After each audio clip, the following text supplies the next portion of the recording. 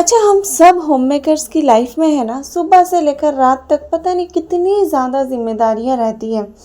तो उन सब जिम्मेदारियों के बीच जो सबसे इम्पोर्टेंट जिम्मेदारी है ना, वो है बच्चों की संभालना, बच्चों की परवरिश करना।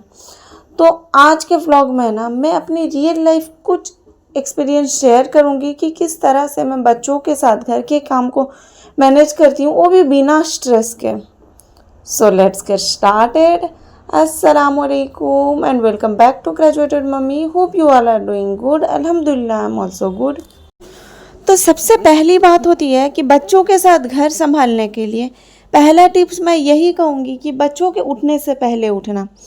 क्योंकि जब आप बच्चों के साथ उठते हो ना, तो फिर आपके जो है ना काम दुगना बढ़ जाती है। मतलब आप अगर सुबह उठ के सुकून के साथ काम करोगे या फिर रूम सेट कर रहे हो ना, वहीं पे अगर आप बच्चों के साथ उठ रहे हो तो फिर बच्चों को भी संभालना होता है, साथ में रूम भी सेट करना होता है।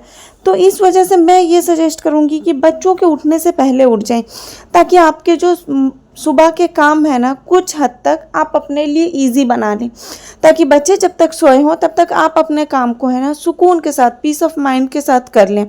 जब आप किसी भी काम को है ना पीस ऑफ माइंड के साथ करती हैं ना, तो वो आपका ना 15 मिनट का काम भी है ना 10 मिनट में हो जाता है, क्योंकि वहाँ पे सुकून होता है।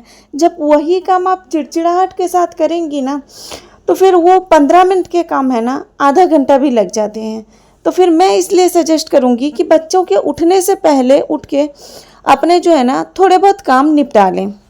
और नेक्स्ट टिप मेरी यही रहेगी कि बच्चों के उठने के बाद है ना उनके डायपर्स चेंज करके, उनको फ्रेश करके, उनको खाना खिलाना। क्योंकि बच्चे जब सोकर उठते हैं ना, तब वो थोड़े भूखे रहते हैं, फिर वो उनके है ना भूख जब बढ़ती रहती है तो फिर वो चिड़चिड़ होते ही रहते हैं। तो इस वजह से आप सुबह उठ के जल्दी अपना काम निपटा के खाना बना लें, ताकि बच्चे जब उठें तो फिर उनको चेंज करके, उनको फ्रेश करके, उनको है ना खाना खिला दें, ताकि जब बच्चे खाना खा लें, बच्चों का पेट जब तक भरा है ना, तब तक बच्चे जो है ना बड़े आराम से सुकून के साथ खेलते हैं।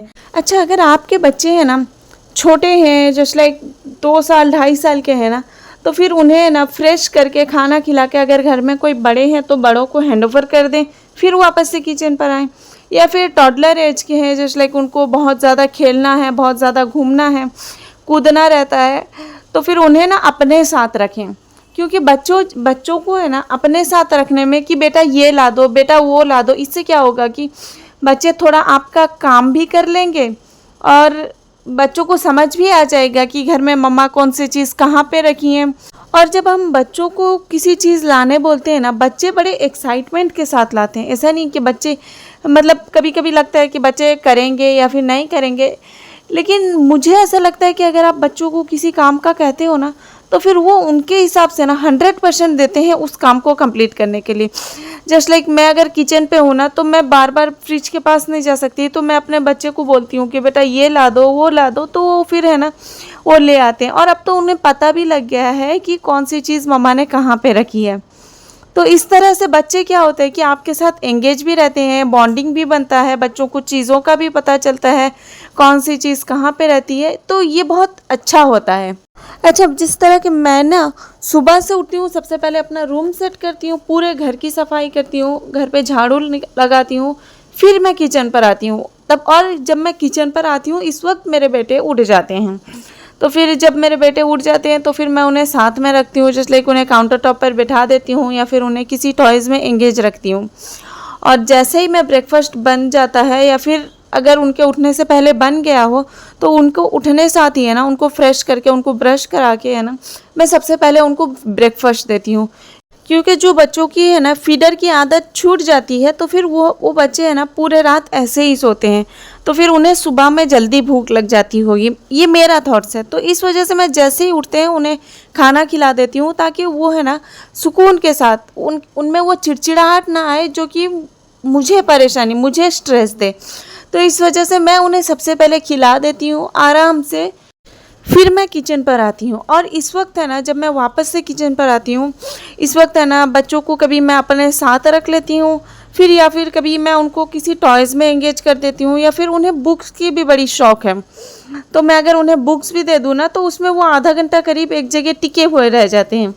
तो फिर मैं इस तरह का कोई चीज़, हाँ, मैं देख कर करती हूँ, अल्टरनेट डेज चेंज करती हूँ, क्योंकि अगर मैंने आज उन्हें बुक दिया है, कल टॉयज़ देना है, तो इस तरह से मैं करती हूँ। और हाँ, बच्चों को मैं बिल्कुल भी स्क्रीन टाइम अलाउ नहीं करती, क्योंकि इससे क्या होता है कि बच्चे, पहली बात तो बच्चे बोर होते नहीं हैं। अगर बच्चा बोर हो रहा है ना, तो फिर वो अपने आप में, बच्चों के अंदर जो क्रिएटिविटी है ना, वो देख लेती है कि किसी चीज़ में भी उन्हें खेलना रहता है। बच्चों को बोर होने दें। अगर आपको ऐसा लगता है कि बच्चा बोर हो रहा है, तो फिर उन्हें होने दें, ताकि उसके अंदर की जो है ना क्रिएटिविटी जागे और वो फिर कुछ अपना खेल जो है ना निकाले। तो इस वजह से मैं बच्चों को कभी भी फ़ोन नहीं, स्क्रीन टाइम अलाउ नहीं करती।